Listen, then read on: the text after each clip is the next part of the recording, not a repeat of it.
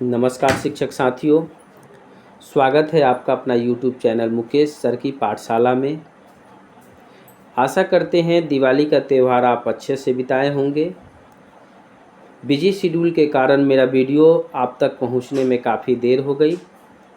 राज्य में चल रहे पीबीएल एवं एमआईपी कार्यशाला के प्रशिक्षण में मैं बिजी था। अब आपके समक्ष इसी से संबंधित वीडियो लेकर आया हूं। जैसा कि आप सभी पूर्व से अवगत हैं कि जिला स्तरीय प्रदर्शनी लगानी है, इसके लिए कुछ गाइडलाइंस आ गई है। तो चलिए आज हम इस पर विस्तृत चर्चा करते हैं। तो आप स्क्रीन पर ध्यान दीजिए। ये जो जिला स्तरीय प्रदर्शनी की गाइड ये दी गई है, इसके 3 चरण हैं। प्रत्येक चरण पे प्रत्येक प्रतिभागी को गुजरना होगा। तो पहला चरण जो है वो सभी प्रधानाध्यापक अपने विद्यार्थियों से अधिकतम 4 उत्कृष्ट प्रोजेक्ट, 2 विज्ञान के और 2 गणित का चयन कर प्रखंड को भेजेंगे। तो ये जो है आपका विज्ञान और जो गणित होगा वो प्रोजेक्ट बेस्ड लर्निंग के आधार पर होगा। जब प्रधानाध्यापक प्रखंड को इसको भेजेंगे तो द्वितीय स्तर पर हमारे प्रखंड स्तरीय पदाधिकारी प्रखंड से 2 उत्कृष्ट प्रोजेक्ट का चयन कर जिला को भेजेंगे और जो 2 भेजेंगे उसमें 1 विज्ञान से और 1 गणित से होगा। और जब प्रखंड से चयनित किए जाएंगे तो जिला में आयोजित प्रदर्शनी में बच्चे प्रदर्शित करेंगे, जिसमें वे प्रथम 3 प्रोजेक्ट का चुनाव करेंगे। तो इसमें जो चुनाव करने का जो समय सीमा है जो प्रखंड स्तर पर है वो 1 से 10 नवंबर के बीच दी गई है। और इसको ध्यान रखना है 1 से 10 यानी आज की जो तारीख है, अब हमारा काउंटडाउन शुरू हो गया है। बीच में छठ का त्यौहार भी है, तो आप समय रहते इसको पूरा कर लीजिए। जिला स्तर पर 11 से 15 नवंबर के बीच होना है, डाइट पर होगा। और इसके लिए जिला स्तरीय जो समय शेड्यूल है वो लेटर जारी किया जा चुका है। और ये जो जारी किया गया है आप उस लेटर को विभागीय देख सकते हैं, और वैसे भी इस लेटर की डिस्क्रिप्शन बॉक्स में जा कर के उस लेटर को भी आप देख सकते हैं। तो चलिए आज हम बात करते हैं कि प्रत्येक स्तर पर जो प्रदर्शनी आयोजित करना है उसके मूल्यांकन समिति का गठन कैसे होगा और उनका उत्तरदायित्व क्या होगा। तो प्रखंड स्तरीय जो मूल्यांकन समिति होगी, तो जैसे प्रखंड स्तर के जो पदाधिकारी हैं, जैसे प्रखंड शिक्षा पदाधिकारी, बीआरपी, प्रखंड साधन सेवी, प्रखंड तकनीकी टीम के सदस्य और बीपीएमयू के सदस्य एवं अन्य शिक्षाविद, प्रखंड शिक्षा पदाधिकारी अपने स्तर से अन्य शिक्षाविद को भी नामित कर सकते हैं। तो ध्यान रहे जो प्रखंड स्तरीय जो चुनाव करना है उसका 1 से 10 नवंबर की तिथि है, और जो उसमें बेहतर प्रदर्शन करेंगे यानी 1 विज्ञान से और 1 गणित के, जो द्वितीय स्तर पर आप देख सकते हैं, उसमें बेहतर प्रदर्शन करने वाले को जिला स्तर पर भेजेंगे। जिला स्तर पर जो मूल्यांकन समिति होंगे उनके भी कुछ प्रतिनिधि हैं। जिला कार्यक्रम पदाधिकारी एसएसए होंगे, प्राचार्य डाइट होंगे, डाइट के संकाय सदस्य होंगे, और जिला शिक्षक शिक्षा समन्वयक हैं वो होंगे, डिस्ट्रिक्ट टेक्निकल टीम के जो मेंबर्स हैं वो होंगे, साइंस फॉर सोसाइटी के सदस्य होंगे, डीपीएम के सदस्य होंगे, शिक्षाविद भी होंगे। जिला स्तरीय पर जो स्वयं सेवी संस्थानें हैं, जैसे आज के समय में हमारा मंत्रा फॉर चेंज है, प्रथम है, अन्य संगठन भी संस्थान भी भाग ले सकते हैं। तो ये है हमारा समिति का जो गठन है प्रत्येक स्तर पर, ये उसकी बातें हैं।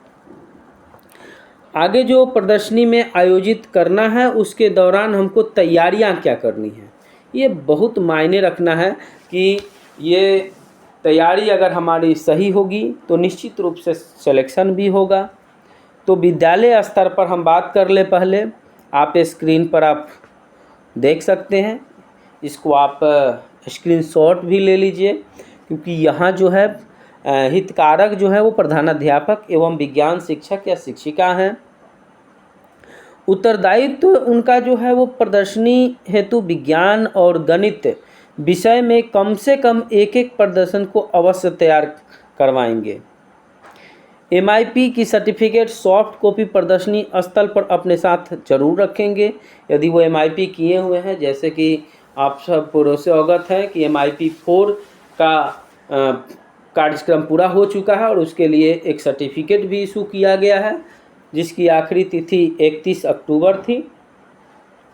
तो वो अपने पास साथ में रखेंगे और जो प्रोजेक्ट बनाया गया है उसके प्रदर्शनी में प्रदर्शित करने हेतु बच्चों को बहुत ज़्यादा मतलब सहायता करने की ज़रूरत है। बच्चे उसकी प्रस्तुति अच्छे से कर पाएँ। जो प्रोजेक्ट अपूर्ण है उसे पूर्ण करने में विद्यार्थियों को सहायता करें, ताकि बच्चे जो हैं और अच्छे तरीक़ा से उसको बता सकें। और सभी प्रोजेक्ट एवं विद्यार्थी को लेकर प्रदर्शनी स्थल पर ससमय पहुंचिए। अब ऐसा नहीं है कि 10 बजे का समय रखा गया है और आप 11 बजे पहुंचिए, 12 बजे पहुंचिए और दूरी क्या कहिए कि दूर है इसीलिए आने में समस्या हुई, तो नहीं, ऐसा ध्यान रखना है कि जो समय निर्धारित किया गया है उस पर आप समय से पहुंचिए।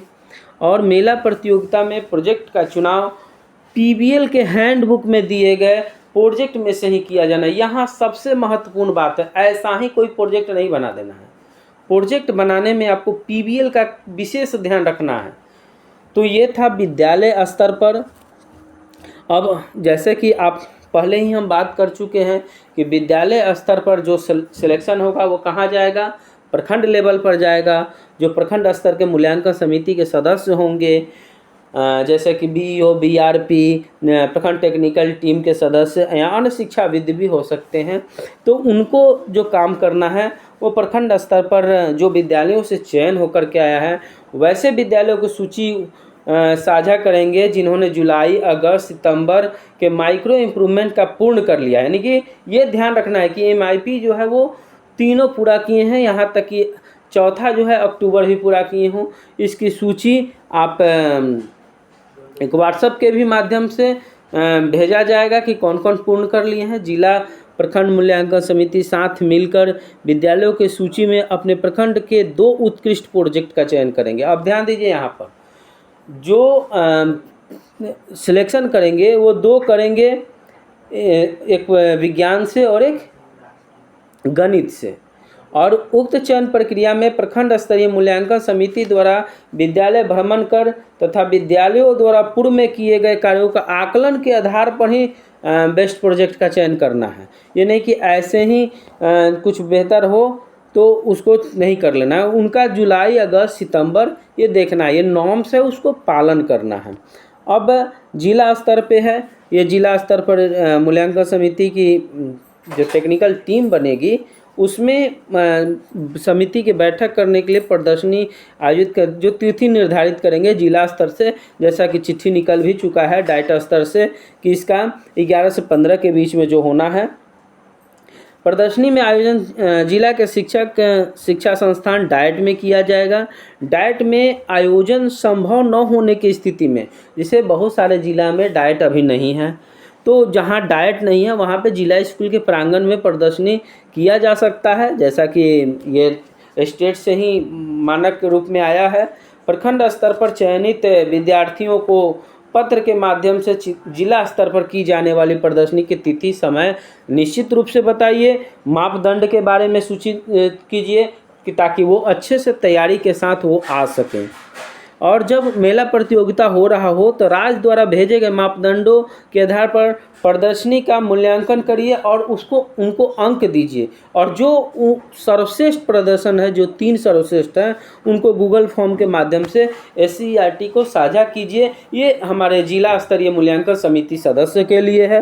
तो ये चीज़ है, हमको किस तरह से क्या मापदंड है, उनके लिए क्या मानक है, क्या नॉर्म्स हैं, ये सभी में न्यूनतम आपको 0 और अधिकतम 5 अंक देना है।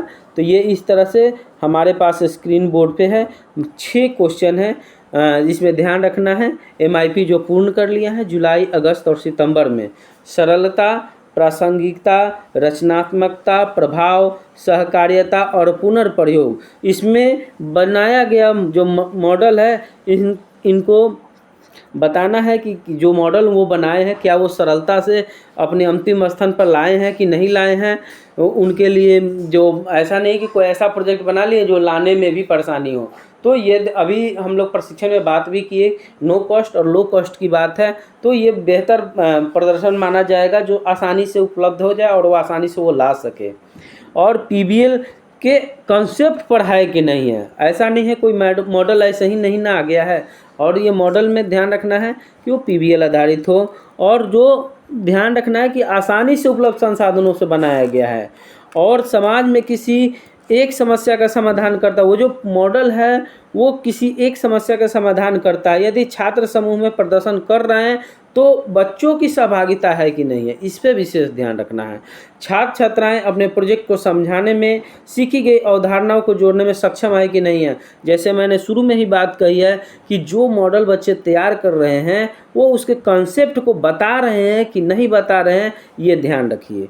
तो ये हमारे जो मार्क्स है ये जिला स्तर पर दिए जाएंगे और न्यूनतम 0 और अधिकतम 5। तो आशा करते हैं कि आपको सारी बातें समझ में आ गई होगी। तो ये सबसे इम्पॉर्टेंट बात है कि मूल्यांकन प्रक्रिया के दौरान हमको ध्यान क्या देना है।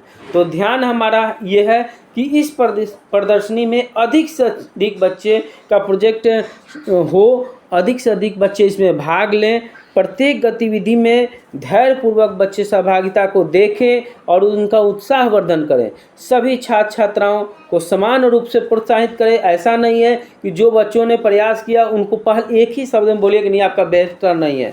तो ये ध्यान रहे, सभी बच्चों को प्रोत्साहित करना है, क्योंकि बच्चे तो आखिर बच्चे हैं, वो उन्होंने प्रयास किया है तो उन्हें निश्चित रूप से ये समझाइए, बताइए, उन्हें न्यायपूर्ण प्रतिस्पर्धा में सहयोग करें।